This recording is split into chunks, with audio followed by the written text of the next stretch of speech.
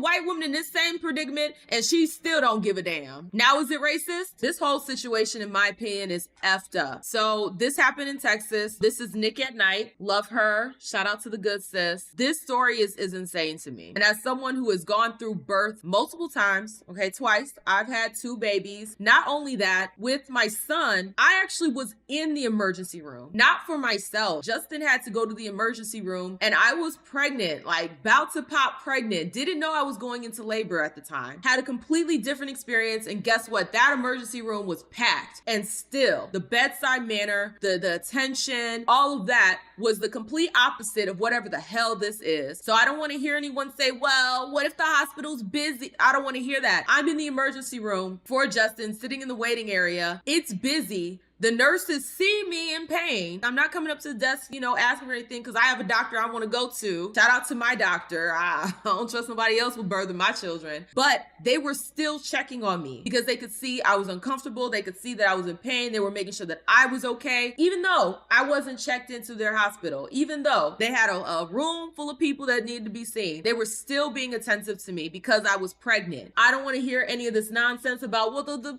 busy, it was busy. No. We're not doing that. Labor pains are no joke. I don't want anyone coming on here saying she's exaggerating her pain. No, she's not. When's your due date? Right now. Is your due date 11? What? How many times have you been pregnant? 3. This is your 3rd pregnancy? Yes. You have 2 babies It's at in home? my ass. You have 2 babies at home? When she's saying it's in my butt, that means the baby is there. You need to start pushing. Have we just lost humanity altogether? You're worried about all this clerical that can be taken care of later. This can wait. She's literally saying the baby is in her butt. That means she needs to be pushing, not sitting here answering these questions that don't need to be answered for you guys to deliver the baby. But no, we're not gonna look at people as people. We're not gonna be human in this moment and say, look, we need to figure out what we need to do to make sure that we get this baby out safely. Because every moment she's sitting in that chair, her risk of dying during childbirth goes up. Because guess what? What if she gets an infection? When you are pushing your baby out, you're open. Your baby is exposed. You could worry about that later. What happens if somebody comes to the emergency room with a gunshot wound to the ribs or to the head? You'll sit there and ask them, well, when's your date of birth? Is this your first time getting shot? No, you take care of that person. You deal with that later. Time is of the essence when we're dealing with healthcare. There are people where if they didn't get the help that they needed within seconds, that would have been life or death for them. We cannot play games when it comes to healthcare. And I'm glad that she was able to have her baby. Her baby came out safely. I'm glad for that. But this experience, it could have went left real fast. What if her baby was in there with the umbilical cord wrapped around its neck? You would have no idea. And the baby strangles itself trying to come out of the womb. What happens then? It's the lack of empathy for me. You're worried about this damn paperwork? We can fill that out after you get this baby out of me. You can ask me all the questions you need. This is unacceptable on every level. Who's your doctor? Lang is her doctor. Not only that, she has her mom there. So while you guys are getting her prepped to give birth to this baby, y'all could just ask the mom these questions and then just double check the answers after the baby is born.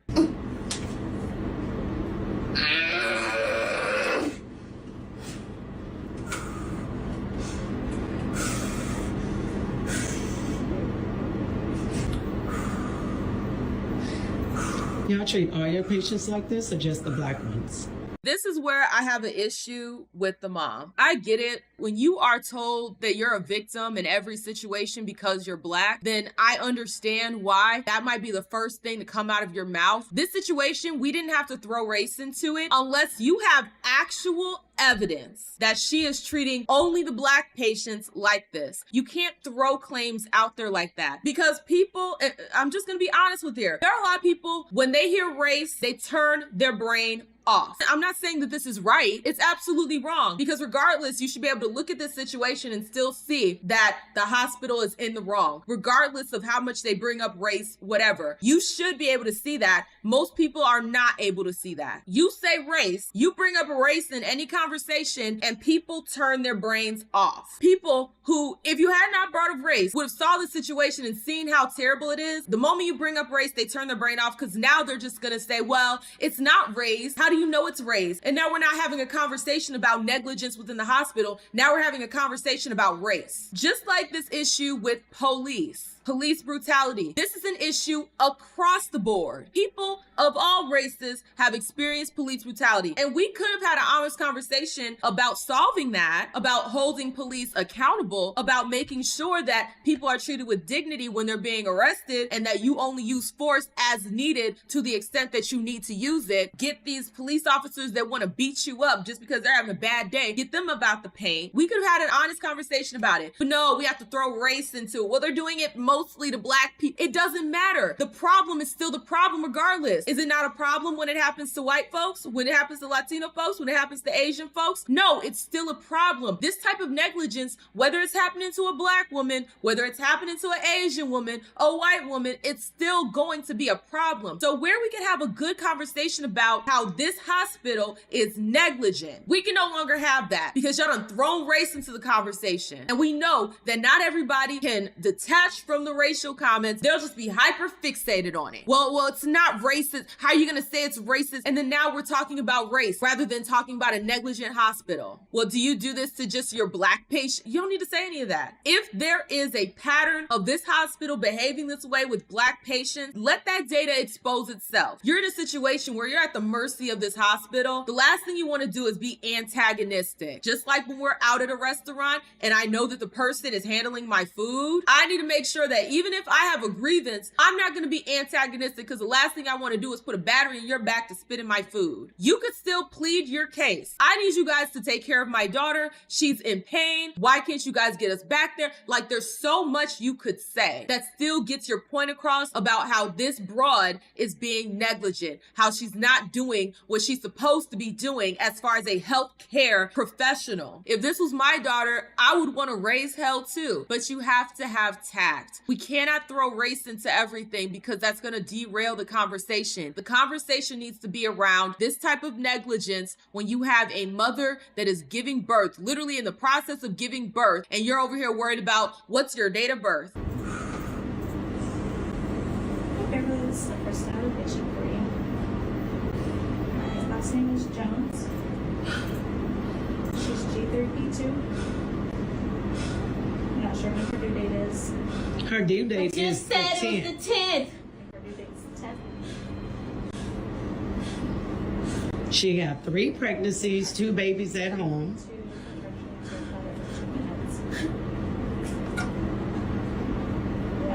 I bet y'all listen next time. When you found out you was delivering at this hospital, your ass should have changed doctors.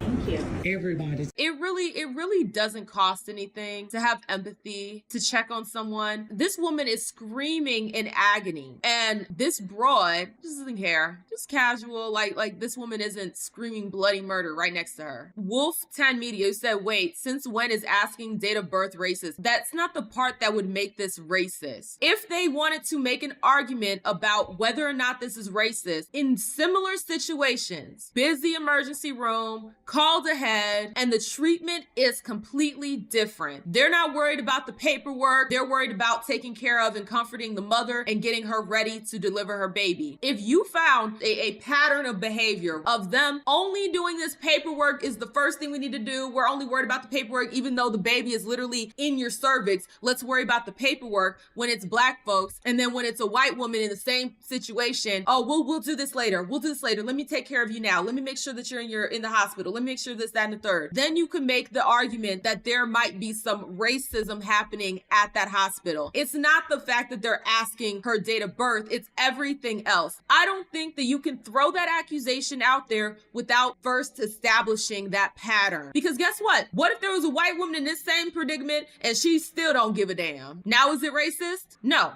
It's still negligence though. And that's why we need to focus on that aspect of it. The negligence, the medical neglect. Because regardless of race, that's what this is. If this was happening to a white woman, that problem would still exist. The only way it's a problem of racism is once you establish that pattern and you have facts and evidence to back it up. We watching nurses, putting gloves on, running to the door. They get outside of the door, and I drive a black SUV, and they look at my vehicle, and one of the nurses come up to the window and she goes, I'm sorry, this is for ambulance only.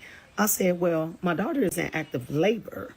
And she was like, okay. She said, but you're going to have to go to the front. I'm like, I have to drive to the front. And they said, yeah, you have to drive to the front. Okay, another redhead. And so I'm like, so she's you hear, and it was like, yeah, she started bagging up, hit the button, went back inside the building. So I go around to the front. I get out of the car. Again, this girl is in more pain now than she was when we first left the house. And she started saying, I feel pressure, I feel pressure. I said, take deep breaths. I ran in. I said, hey, my daughter's in the car. I went to emergency. They told me I had to come to the front. So the lady was like, what's your daughter's name? Told her Kiara Jones.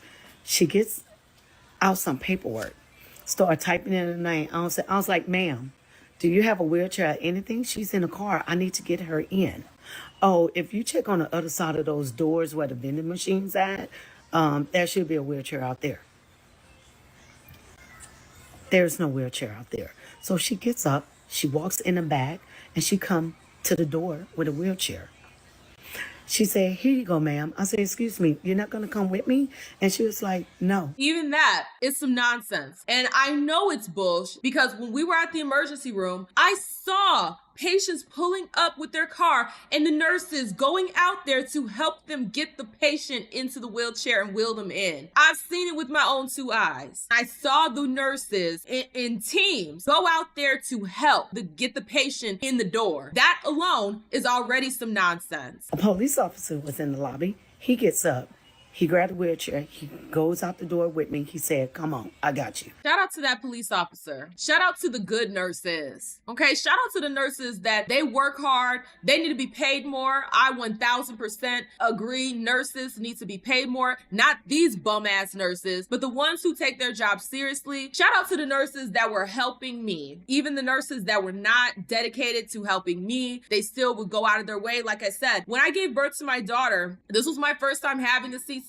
This was my first time being around anyone that had a C-section. So I had no idea anything about this whole entire process. They numb you for the C-section. They give you a catheter because you're not able to control the muscles down there. You're not able to sense when you have to go to the bathroom. And that was the part that I didn't know. I thought that because I had feeling in my legs that when I needed to go to the bathroom, I would know, but I didn't know. So I'm sitting here waiting to, have the feeling, and I get up to go take my daughter for a walk around the ward. I get like a few feet from my door and I'm about to collapse. I had the sharpest pain right around my C-section and I was like, I felt like I was dying, you guys. And before I could even collapse onto the floor, them nurses had me up in a wheelchair, one of those, bigger wheelchairs, and rolled me to the room. The lady literally took me to the bathroom, helped me get on the toilet, helped me clean myself up. I was in tears, you guys. I was crying my little eyes out. I felt so embarrassed. It feels weird when you have another grown adult helping you do that. It's kind of dehumanizing. But I'm sitting here crying my eyes out and she is just comforting me, telling me it's okay, and then explaining to me what happened. Cleaned me up. I'm so grateful for all the nurses. I'm so grateful to Justin too, because Justin helped me plenty of times when we were at the hospital as well. Shout out to the nurses that have empathy, that take their job seriously, that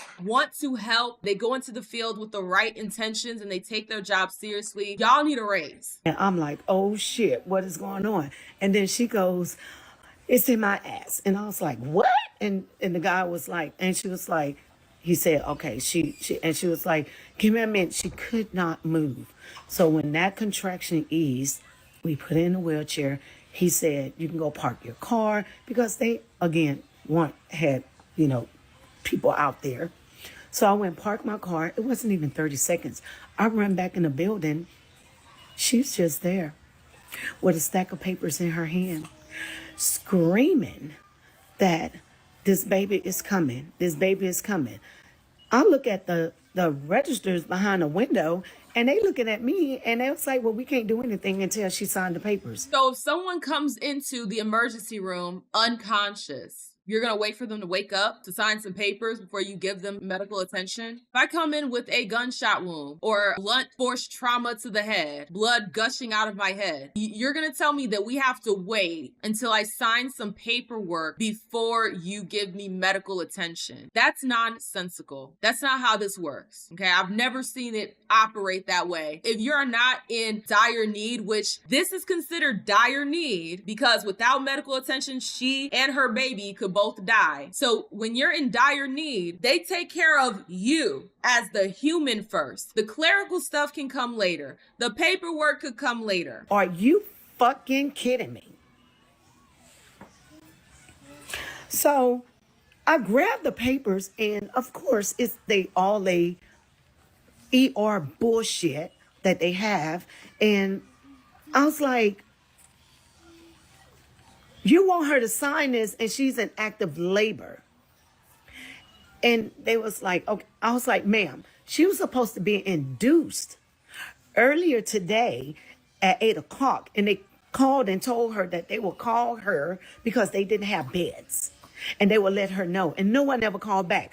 They called back every hour on an hour. And it was like, no, we'll call you back. And then finally her water break, she called them. They tell her to come in. Her water broke. They told her to call in. So they were expecting her. So it's not even just she just rolled up out of nowhere. And even if she did, this still would be unacceptable. But she called ahead. You were expecting her. What do you mean we have to do all this paperwork nonsense before you can see me? So why is she signing these papers? We need her in labor and delivery. And it was like, ma'am, I'm sorry. So the charge nurse comes out, and she saw the paper signed.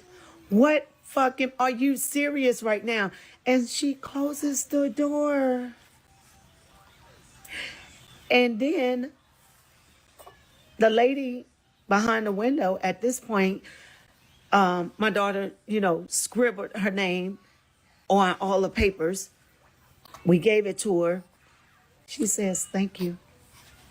She walked it around to the charge nurse. She opened up the door. My daughter is literally like having a contraction. And she's just standing there in the door. So we push her into the door. I said, can we get her into labor and delivery? She said, no, we have to fill out all this paperwork. I have to do the paperwork and get her a band before we can send her upstairs. What type of ghetto operation are y'all running at this hospital? Her water broke. That opens her up and her baby up for infections. Once your water breaks, you are on the clock to get that baby out. And every moment matters. What on earth would these broads say to this mother if she not only lost her daughter, but lost her grandbaby in this process of y'all worried about some damn paperwork? What the hell could you say to her? There is nothing you could ever say to this woman if y'all allowed her daughter and her grandbaby to die because you want to fill out some goddamn paperwork. That kid waits. I keep giving the comparison. I'll give it one more time. Are y'all waiting for paperwork if somebody comes in with a gunshot wound to the head? No, you administer care. You take care of the clerical later. When do we just remove humanality out of it? Like, if this was the olden days, y'all wouldn't even have computers or paperwork to do. This is some modern clerical red tape. If we were back in the olden days, you would have had her spread eagle ready to get this baby out. It wouldn't be no, well, I need to, No, we remove the human aspect out of the situation entirely, behaving this way. How could you look at your fellow human going through this? And especially you as a nurse, you've seen this before. You've seen women come in, their water broke, in pain, contractions, all of this. So you know, and you're still choosing to neglect. You're still choosing to behave this way. People don't see other people as human anymore. You have to be sociopathic to behave this way in this situation. Why are you in healthcare? Go get you a job doing something else. This ain't for you, honey. Because to be a nurse requires empathy. It requires care. That's why when you go to the hospital and they give you the survey, they ask you about bedside manner. If it didn't matter, they wouldn't ask about it. Miss Anthrop, you said, nah, it's sadistic, mean girl, nurse-ish, who wants to feel like they're in control. Clock it. Wanting to feel like you're in control. All at the expense of possibly this mother's life and the baby's life. You know, there was another story where it was like this nurse, she was going around, and I believe it was more than just this one nurse. She was going around breaking the ankles of NICU babies. Babies are so vulnerable. They can't fight back. They can't do anything. They, especially if you're thinking about a NICU baby, a baby that is born way before they're supposed to be born. They're going through it. And then you have funky ass nurses going around breaking the ankles of literal infants, premature babies. To take a job where you are working with a vulnerable population, you have to have empathy. You have to have understanding. You have to have the desire to help people. If you don't have that, your ass have no business being in a damn hospital. You have no business working with vulnerable populations. This is the sadistic heifer who was going around breaking the ankles of little babies. Unexplained fracture. This was in Richmond, Virginia. It happened before, and then like I said, they put her on paid leave, and then she came back and was doing the same thing. And then finally, because a family raised hell about it, they were able to finally arrest her and charge her with felony child. So that was the video that you guys saw that I initially posted. So the next video that has no picture on it was when I was pushing her in and we was at the window because they asked me to move her from the window so they can take care of other guests or, you know, patients that was coming in and out.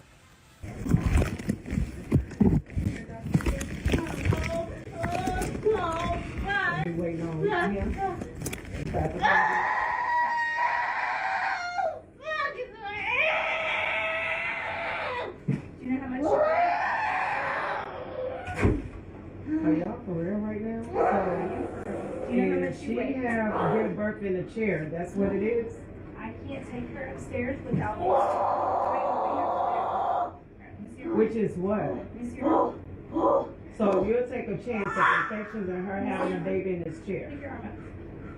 And I'm glad that the mom said that. So you're going to take the chance of her giving birth in this chair and getting an infection for some paperwork. Because like I said, once that water breaks, your baby is exposed, you're exposed, infections happen fast. What if that baby had the umbilical cord wrapped around its neck? Happens fast. There's so many different things that could have gone wrong. And I'm glad that the baby is safe as far as I know, as far as the updates on the story. Still, not every situation could have that outcome. You didn't just put the baby's life at risk. You put the mother's life at risk. Anyone who is pro-life should be furious about this story. If you're pro-life and this does not piss you off or make you angry or make you want justice for this family, regardless if they brought up the race thing or not, if this does not infuriate you, my guy, you're not pro-life. You actually don't care. You don't care just as much as the people that go around saying, my body, my choice, I should be able to abort whenever I want. You don't care just as much as they don't care. Because if you are truly a pro-life individual, this situation where this mother murder and the baby could die because of medical neglect, it would infuriate you and you would want justice, because pro-life would have want this mother back there with the doctor getting this baby out as safely as possible. F the paperwork. It can wait. My fellow Black folks, I'm gonna need us to stop putting race into everything unless you have a pattern that you can prove. If you can't prove the pattern, then you can't bring it up. Focus on the higher issue, which is medical neglect in this situation. Because at the end of the day, if the person was white, this would still be a problem. Let's focus on what we can prove. We can prove medical neglect. We can't prove that this is racially targeted. Now, if more information comes out and we're able to build that pattern, then by all means, throw that on top of it. But the overarching issue is medical neglect.